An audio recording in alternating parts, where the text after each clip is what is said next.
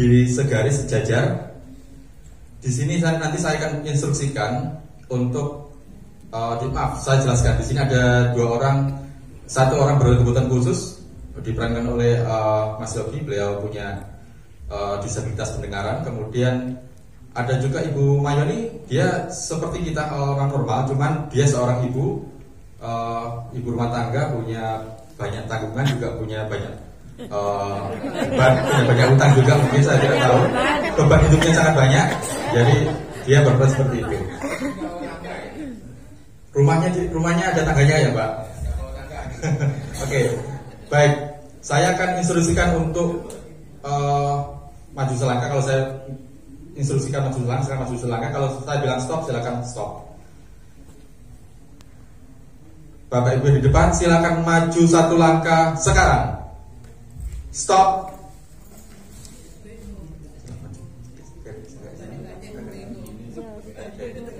Oke, stop. Yang tidak ada boleh yang bergerak. Baik. Sekarang siapa yang paling nampak di depan? Yang paling kelihatan di depan siapa?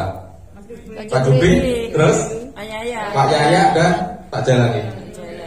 Kemudian apakah ada yang kurang nampak kalau kita dari depan?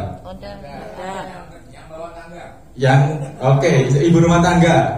Kenapa ibu rumah tangga tadi tidak nampak di depan? Oke, dia harus ngambil barang, harus bawa angkat barang. Kemudian satu lagi masih ada yang di belakang. Kenapa dia tidak dengar? Oke, baik. Ini terjadi di kehidupan kita, di masyarakat kita, Bapak Ibu. Di lingkungan sekolah, di lingkungan sosial masyarakat, banyak orang-orang yang punya latar belakang berbeda, tapi kita anggap sama. Kita memberikan fasilitas yang sama, kita memberikan peraturan yang sama, akhirnya yang berbeda tertinggal.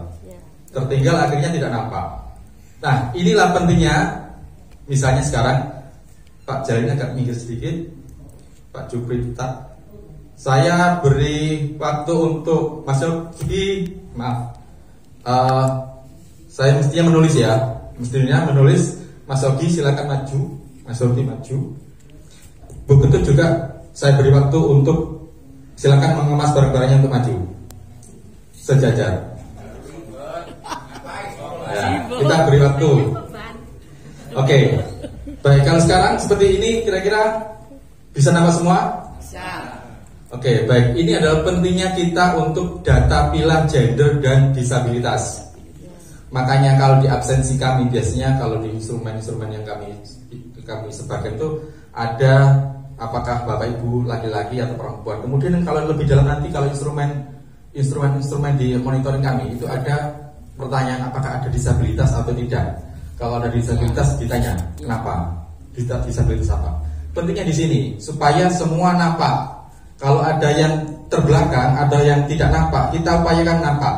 Kita perlu berupaya sedikit saja untuk beri kesempatan kepada Mas Yogi misalnya, karena dia tidak bisa mendengar, kita bisa beri alat bantu atau beri kesempatan sedikit lebih sesuai kebutuhannya, beri tulisan misalnya, maju.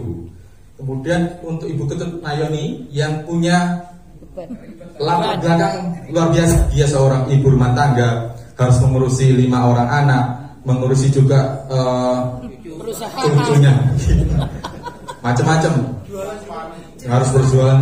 Dia seorang guru, ingin dipromosikan sebagai kepala sekolah, tapi kita beri peraturan yang sama dengan yang lain, akhirnya beliau tertinggal. Ya, seperti itu kira-kira itu jadi. Baik, terima kasih untuk 5 orang profesional. Silakan kembali ke depan. Jadi begitu Bapak Ibu, gaji itu gambarnya seperti itu. Jadi kita upayakan selalu memberi kesempatan. Pertama, kita menampilkan semua orang dengan latar belakang apapun. Kita upaya untuk tampil sejajar.